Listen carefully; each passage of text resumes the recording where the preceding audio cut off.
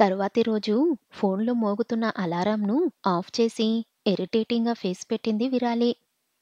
ఛ! కొత్త ఇంట్లో అస్సలు నిద్ర పట్టలేదు. అప్పుడే తెల్లారిందా? హా! అసలు నేను మళ్ళీ చిన్నపిల్లలా మారితే ఎంత బాగుంటుంది? ఎంచక్కా 10 వరకు పడుకోవచ్చు. నన్నొక మాట అనేవాళ్ళు అస్సలు ఉండరు. అయినా ఎన్ననుకొని ఏం లాభం? జరుగుతుందా ఏంటి? స్నానం చేసి టవల్ కట్టుకొని బయటకు వచ్చింది. అల్మారా ఓపెన్ చేసి ఏ శారీ కట్టుకోవాలా అని చూస్తూ ఉంటుంది. లైట్ బేబీ పింక్ శారీ తీసుకొని ఇది వేసుకుందాం అని అనుకుంటుంది. అది చేతిలోకి తీసుకోగా శారీ లోపల ఉన్న బ్లౌజ్ కింద పడిపోయింది. దాంతో బ్లౌజ్ తీసుకోవటానికి కిందకు వంగింది. అప్పుడే డోర్ ఓపెన్ చేసి లోపలకు అడుగు వేశాడు అభి. కింద బ్లౌజ్ తీసుకుంటూ ఉన్న విరాలి అభి రావటం చూడలేదు. విరాలి కిందకు వంగి ఉండటంతో అభి కూడా తనని చూడలేదు. అలా నడుస్తూ విరాలికి దగ్గరగా వచ్చాడు. అలా నడుస్తూ ఉండగా అప్పుడే బ్లౌజ్ తీసుకొని పైకి లేచిన విరాలిను గుద్దుకున్నాడు అభి. ఎవరా అని వెంటనే వెనక్కు తిరిగిన విరాలి అభిను చూసి షాక్ అయింది. వెంటనే తన చేతులతో అభి కళ్ళు మూసేసింది. సారీ అండి. నేను వెళ్తాను. మీ చేతులను తీయండి.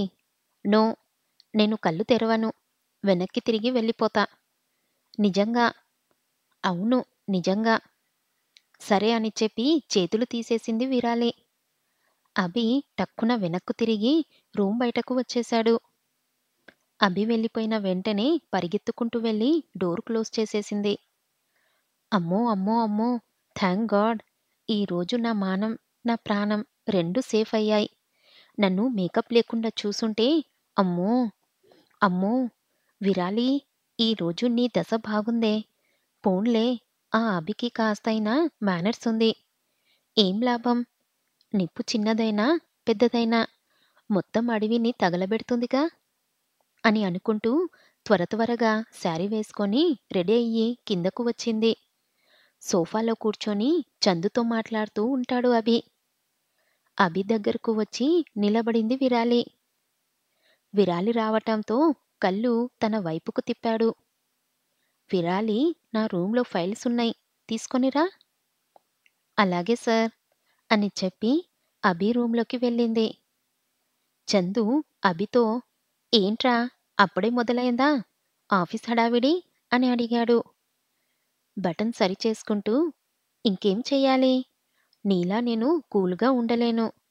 అలాగే నా ఆఫీస్ని పక్కన పెట్టి పక్క వాళ్ళ ఇంట్లో ఉండను. రేయ్ రేయ్, మరీ ఇంత కఠినంగా మాట్లాడకు. నేనేం ఊరికే పని పాట లేకుండా రాలేదు. హా మరి, నా బుర్ర తినటానికి వచ్చావా? రేయ్ రే పోరా. ఇప్పుడు కాదులే, ఎప్పుడో ఒకసారి నీకు నా విలువ తెలుస్తుంది. "హుం, చూద్దాంలే." ఇలా వీళ్ళిద్దరూ మాట్లాడుకుంటూ ఉండగా విరాలి ఫైల్స్ తీసుకొని అక్కడకు వచ్చింది. సార్, మీ ఫైల్స్. అభి వాటి వైపు చూసి సరే, ఇక పదండి, ఆఫీస్కి వెళ్దామని అంటాడు. దాంతో కెవిన్ కార్ స్టార్ట్ చేయగా విరాలి కెవిన్ పక్కన కూర్చుంది. అభి వెనుక కూర్చున్నాడు. చందు కూడా కారులోకి రావటానికి డోర్ ఓపెన్ చేస్తూ ఉండగా లోపల్నుంచి అభి డోర్ క్లోజ్ చేశాడు. రేయ్, ఏం చేస్తున్నావ్? "హ్మ్, మర్చిపోయావా? నువ్వు నీ ఆఫీస్కి వెళ్ళాలి." నా ఆఫీస్కి కాదు. గుర్తుంది. నీలా కాదు నేను. గుర్తుపెట్టుకోవాల్సిన విషయాలు నేను బాగా గుర్తుపెట్టుకుంటా. "హ్మ్, అదే గుర్తుందిగా. మరి పో, నీ కార్లో పో, నీ ఆఫీస్కి. కెవిన్ స్టార్ట్ చెయ్." కెవిన్ చందు వైపు జాలిగా చూస్తూ కారు స్టార్ట్ చేశాడు. తనకి దూరంగా వెళ్ళిపోతున్న కారు వైపు చూస్తూ షట్. హ్మ్, ఇంకేం చెయ్యాలి, మన కారులోనే వెళ్ళాలి అని అనుకుంటూ ఇంటి లోపలకు వెళ్ళి కారుకి తెచ్చుకొని కారులో ఆఫీస్కి బయలుదేరాడు చందు. ఒకవైపు అభి ఈరోజు ఆఫీస్లో జరగబోయే మీటింగ్కి ప్రిపేర్ అవుతూ ఉంటాడు. ఇంకోవైపు విరాలి అభి షెడ్యూల్ చూస్తూ ఉంటుంది. అలా చూస్తూ ఉండగా విరాలి వాళ్ళ అమ్మ కాల్ చేశారు. హలో అమ్మా! ఏంటి ఇప్పుడు కాల్ చేశావు? ఇంకెప్పుడు చెయ్యాలి? హా! చెప్పు. నిన్న చేరుకున్నావో లేదో కనీసం కాల్ చేసి చెప్పావా? ఏంటే ఇలా తయారయ్యావు నువ్వు? బాధ్యత లేకుండా పోయింది నీకు? ఇక్కడ ఈ ముసల్ది ఉంది. తినిందో లేదో అని తెలుసుకునే ఆలోచన కూడా లేదు. అసలు నాకు ఆలోచించే టైం ఇస్తే కదా ఆ అభి అని అనుకుంటూ, అమ్మా నువ్వు నన్ను మళ్ళీ ప్రశాంతంగా తిట్టుకోవచ్చు. ఇప్పుడు మాత్రం నన్ను వదిలేయ్. ప్లీజ్ నేను బిజీగా ఉన్నాను. పోవే. ఎప్పుడో ఒకసారి నీకు నా విలువ అర్థమవుతుంది. అప్పుడు నా దగ్గరకు వచ్చి సారీ అమ్మా అని అన్నావనుకో, శాస్త్రి బామ్ని నీ కళ్ళల్లో కొడతా అని చెప్పి కాల్ కట్ చేశారు విరాలి వాళ్ళ అమ్మ. ఫోన్ హ్యాండ్ బ్యాగ్‌లో పెట్టుకుంటూ, అమ్మ ఎప్పుడూ ఇంతే డ్రామా చేస్తూ ఉంటుంది. ఆ లాస్య ఏమో ఎప్పుడూ డ్రామా చూస్తూ ఉంటుంది. ఇద్దరికి ఇద్దరు బాగా సరిపోయారు. వామ్మో! అమ్మ గురించి మళ్ళీ ఆలోచించొచ్చు. ముందు ఈ స్కెడ్యూల్ చూడాలి. ఏదైనా మిస్టేక్ జరిగితే ఆ నెక్స్ట్ సెకండే నన్ను జాబ్ నుంచి తీసేస్తాడు. అభి గురించి గుర్తు రాగానే బాడీ మొత్తం చెమటలు పట్టడం మొదలైంది. ఛీ! నా బ్రతుకు. మా స్కూల్లో మా ప్రిన్సిపల్‌ని చూసి కూడా నేను ఇంతలా భయపడలేదు అని అనుకుంటూ షెడ్యూల్ చూసుకుంటూ, షెడ్యూల్ చేసుకోవటం అయిపోవటంతో వెనక్కు వాలి కళ్ళు మూసుకుంది. కాసేపటి తర్వాత కారు అభి ఆఫీస్ ముందు ఆగింది. దాంతో ఫస్ట్ అభి కార్ దిగి బయటకు వచ్చాడు. దిగగానే నేరుగా ఆఫీస్‌లోకి వెళ్ళిపోయాడు. ఆ తరువాత విరాలి బయటకు వచ్చి కెవిన్ కార్ పార్క్ చేసి వచ్చే వరకు వెయిట్ చేసి, కెవిన్ కూడా రావటంతో ఇద్దరూ కలిసి ఆఫీస్‌లోకి ఎంట్రీ ఇచ్చారు. అలా నడుస్తూనే విరాలి కెవిన్‌తో మీటింగ్ గురించి మాట్లాడటం మొదలుపెట్టింది. కెవిన్ గారు, ఈ మీటింగ్‌కి నేను రానవసరం లేదు కదా? కెవిన్ తన వైపు చూస్తూ, ఆహా లేదు అండి. ఇది బోర్డ్ ఆఫ్ డైరెక్టర్స్‌తో కదా! సో, మనం రావాల్సిన అవసరం లేదు. అవును. అదే. అభి సార్ ఏదైనా ఫిట్టింగ్ పెడతాడేమో అని అనుకున్నా. లేదు లేదు. వర్క్‌లో సార్ చాలా సీరియస్ అండి. సో, ఆఫీస్‌లో ఉన్నప్పుడు మీరు అభి సార్‌ను తలుచుకొని భయపడాల్సిన అవసరం లేదు. హమ్మయ్య! చాలు. హా! హా! సరే. మీరు మీ వర్క్ కంటిన్యూ చేసుకోండి. తన క్యాబిన్ రావటంతో వెళ్ళిపోయాడు కెవిన్. విరాలి కూడా తన క్యాబిన్‌లోకి వెళ్ళింది. తన డెస్క్‌పై ఉన్న ఫైల్స్ తీసుకొని మీటింగ్ జరిగే రూమ్‌లోకి వెళ్ళింది. తను తెచ్చిన ఫైల్స్‌ను అభి ప్లేస్‌లో పెట్టి మళ్ళీ తన క్యాబిన్‌లోకి వెళ్ళిపోయింది. సరిగ్గా 10 గంటలకు అందరూ మీటింగ్ రూమ్‌లోకి వెళ్ళిపోయారు. దాంతో కాసేపు బ్రేక్ తీసుకుందామని అనుకొని విరాలి తన క్యాబిన్ నుంచి బయటకు వచ్చింది. తన ఫ్లోర్‌లోనే ఉన్న చిన్న కెఫే దగ్గరకు నడవటం మొదలుపెట్టింది. అలా వెళ్తూ ఉండగా తన ఫోన్ వైబ్రేట్ అవ్వటం మొదలైంది. దాంతో ఫోన్ వైపు చూసింది విరాలి. ఫోన్ చేసింది లాస్య. ఉఫ్! అని అనుకుంటూ కేఫ్ వైపు నడుస్తూనే కాల్ లిఫ్ట్ చేసింది విరాలి. హలో లాస్య! చెప్పు. ఏంటి ఈ టైంలో కాల్ చేశావు? హేయ్ వీరు! నీకో సర్ప్రైజ్. హ్మ్. ఆ అభి ఇచ్చేది సరిపోలేదా? నువ్వు కూడా ఇప్పుడు మొదలుపెట్టావా? అబ్బా! అది నీకు సహాయం చేసేది. సమస్యలోకి నెట్టేది కాదు. నాకు సహాయం చేసేదా? ఏంటది? షాకవుతూ అడిగింది విరాలి. చెప్పానుగా సర్ప్రైజ్ అని. నీకే తెలుస్తుందిలే. నవ్వుతూ సమాధానమిచ్చింది లాస్య. ఒసేయ్ గుడ్లగూబా! నాకు సహాయం చేసేదైతే ఇప్పుడే చెప్పొచ్చుగా? నన్ను తిట్టావంటే అస్సలు చెప్పను. అర్థమైందా? ఓకే తల్లీ. ఇక ఉంటా బాయ్. హా! బాయ్. లాస్యతో మాట్లాడిన తర్వాత విరాలి నేరుగా కెఫేకు వెళ్ళింది. కూల్ కాఫీ తీసుకొని మళ్ళీ తన క్యాబిన్‌కి వచ్చేసింది. తనకి ఇచ్చిన వర్క్ కంప్లీట్ చేయటం మొదలుపెట్టింది. అలా 2 గంటల తర్వాత మీటింగ్ కంప్లీట్ అయిపోవటంతో అందరూ వెళ్ళిపోయారు. అభి నేరుగా తన క్యాబిన్‌లోకి వెళ్ళిపోయాడు. లంచ్ టైం కావటంతో ఇళ్ళ నుంచి లంచ్ తెచ్చుకున్న వాళ్ళు తమ ప్లేసెస్‌లోనే కూర్చొని తింటూ ముచ్చట్లు పెట్టుకున్నారు. ఇళ్ళ నుంచి కాకుండా బయట తినేవాళ్ళు ఆఫీస్ బయట ఉన్న రెస్టారెంట్‌కి వెళ్ళిపోయారు.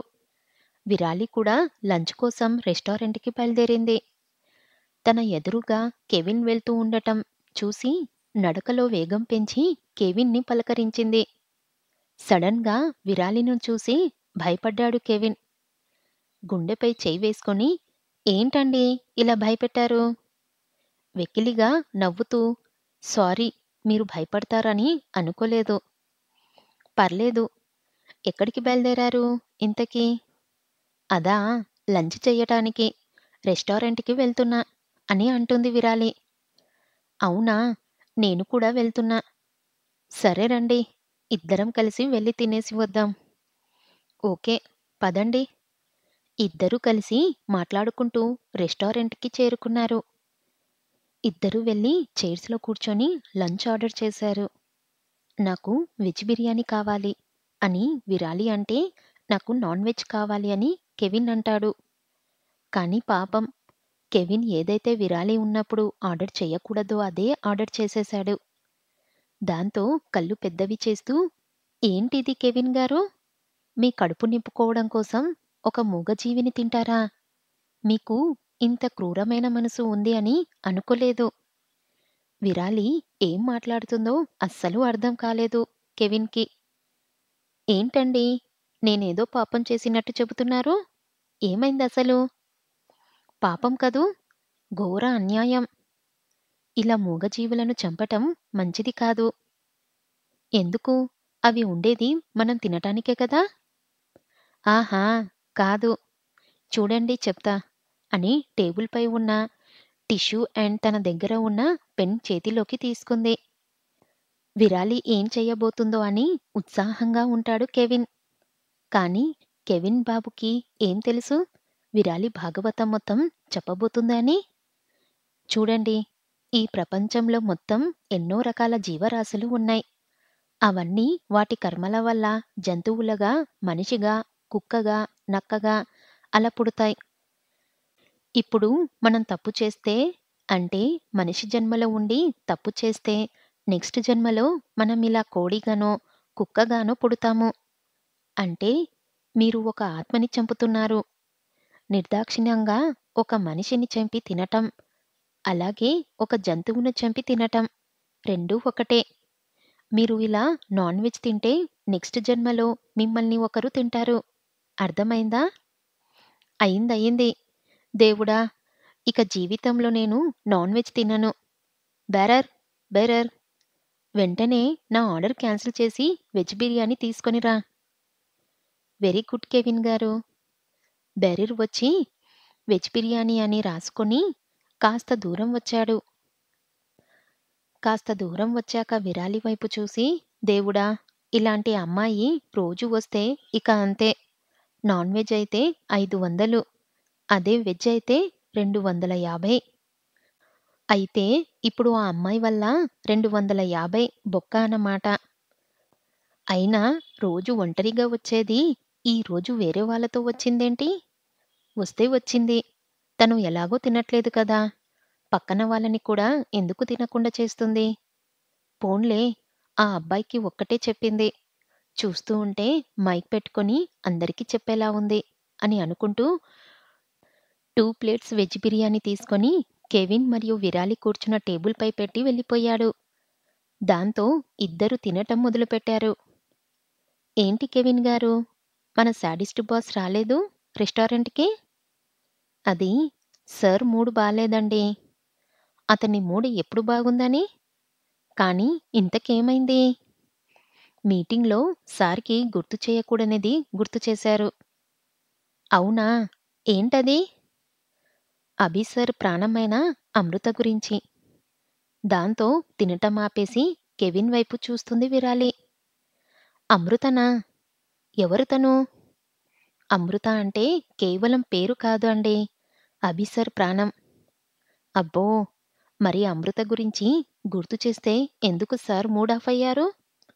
ఎందుకంటే ఆ ప్రాణం ఇప్పుడు ఇక్కడ లేదు కాబట్టి. ఇక్కడ లేదా? ఎక్కడికి వెళ్ళింది? ఫారెన్‌కి వెళ్ళిందా? లేదండి. మమ్మల్ని విడిచి దేవతలా పేరు తెచ్చుకున్న తను ఆ దేవుడు దగ్గరికి వెళ్ళిపోయింది. వాట్? అవునా? ఎలా? తను వెళ్తున్న కార్‌లో పెట్రోల్ లీక్ అయ్యి ఫైర్ యాక్సిడెంట్ అయ్యింది. అయ్యో! ఎప్పుడు జరిగింది ఇదంతా? 6 ఏండ్ల ముందు.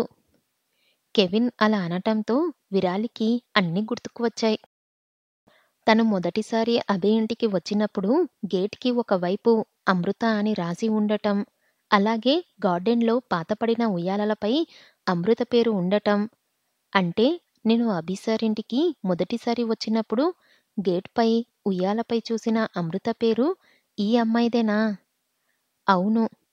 లివింగ్ రూమ్ పెద్ద ఫోటోలో ఉన్న అమ్మాయి అమృతనా? అవును. అయ్యో! సార్ చాలా బాధపడి ఉంటారు కదా! అవును. బాధపడ్డారు అని చెప్పటం కంటే నరకం అనుభవించారు అని చెప్పటం బెటర్ అని అంటూ అమృతతో గడిపిన తియ్యని క్షణాలను గుర్తు తెచ్చుకున్నాడు కెవిన్. కెవిన్ వైపు చూడలేక తల కిందకు వంచి సారీ చెప్పింది. Sorry sir. హ్యాపీగా ఉన్న మిమ్మల్ని బాధ పెట్టాను. అయ్యో! అలా ఏం లేదండి. సో అందుకేనా అభి సార్ తినటానికి రాలేదు? అవును. సరే లీవ్ ఇట్ అండి. తినండి. ఇప్పటికే చాలా టైమయింది. ఓకే. ఇద్దరూ అలా కాసేపు బాధలో మునిగినా మళ్ళీ మామూలుగా మారి లంచ్ చేసి, బిల్ కట్టేసి ఆఫీస్‌కి చేరుకున్నారు. కెవిన్ గారు, ఇప్పుడు ఇంటర్వ్యూ ఉంది కదా! మరి సార్ ఏమో మూడ్ ఆఫ్‌లో ఉన్నారు. ఇప్పుడేం చెయ్యాలి? పర్లేదు. He can. ఎంత బాధలో ఉన్నా పని తర్వాతే ఏదైనా. సో, ఈ పాటికి చాలా మందే వచ్చి ఉంటారు. ఇంకో గంట తర్వాత స్టార్ట్ చేద్దాం. ఓకే అండి. కానీ సార్ ఇంకా ఏం తినలేదు కదా! సార్‌కి ఇవన్నీ అలవాటే. మీరు పట్టించుకోకండి. Okay sir. హా! ఒక ఫైల్ ఉంది. దాన్ని మీకు చూపించాలి. ఒకసారి నా క్యాబిన్‌కి వస్తారా? హా! యెస్ పదండి. ఇద్దరూ కలిసి విరాలి క్యాబిన్‌కి వెళ్లారు. విరాలి తను చూపించాలి అని అనుకున్న ఫైల్ తీసి కెవిన్‌కి ఇస్తుంది. కెవిన్ దాన్ని తీసుకొని చూస్తూ ఉంటాడు. పేపర్స్ అన్నీ చూసిన తర్వాత ఫైల్ క్లోజ్ చేసి విరాలి వైపు చూశాడు. ఎలా ఉంది అండి? అని అంటూ ఉండగా విరాలికి కాల్ వచ్చింది. దాంతో కాల్ బ్లూటూత్‌కి కనెక్ట్ చేసి కాల్ లిఫ్ట్ చేస్తుంది. హలో లాస్య. ఏంటి? సర్ప్రైజ్ అన్నాను కదా! అబ్బా! నేను నీతో మళ్ళీ మాట్లాడుతా. ఓకేనా? అది విన్న కెవిన్ పర్లేదండి మాట్లాడండి. ఎందుకో మీ ఫ్రెండ్ కాల్ చేసింది. ఇప్పుడు మాట్లాడకపోతే అప్సెట్ అవుతుంది. కెవిన్ అలా చెప్పటంతో ఓకే అని చెప్పి, సరే లాస్య ఏంటో చెప్పు అని చెప్పి టేబుల్‌పై ఉన్న వాటర్ తీసుకొని తాగుతూ ఉంటుంది. ఇప్పుడు నేను ఎక్కడ ఉన్నానో తెలుసా? లాస్య అలా అడగటంతో వాటర్ తాగటం ఆపి నాకు ఎలా తెలుస్తుంది? అని అంటూ మళ్ళీ వాటర్ తాగటం మొదలుపెట్టింది. మీ ఆఫీస్ పార్కింగ్ ప్లేస్‌లో. లాస్య అలా చెప్పగానే షాక్‌కి నోట్లో ఉన్న నీళ్లు ఉమ్మేసింది. దాంతో కెవిన్ షర్ట్ మొత్తం తడిచిపోయింది. వెంటనే లేచి పార్కింగ్ ప్లేస్‌కి పరిగెత్తుకుంటూ వెళ్ళిపోయింది. వావ్! హేయ్! అని అంటూ ఆశ్చర్యంగా విరాలి వెళ్ళిన వైపు చూస్తూ ప్యాంట్ పాకెట్‌లో ఉన్న నాప్కిన్ తీసుకొని మొహం తుడుచుకుంటాడు. నాకు ఇప్పుడు అర్థమయ్యింది. విరాలి కాల్‌లో మాట్లాడేటప్పుడు తన పక్కన అస్సలు ఉండకూడదు.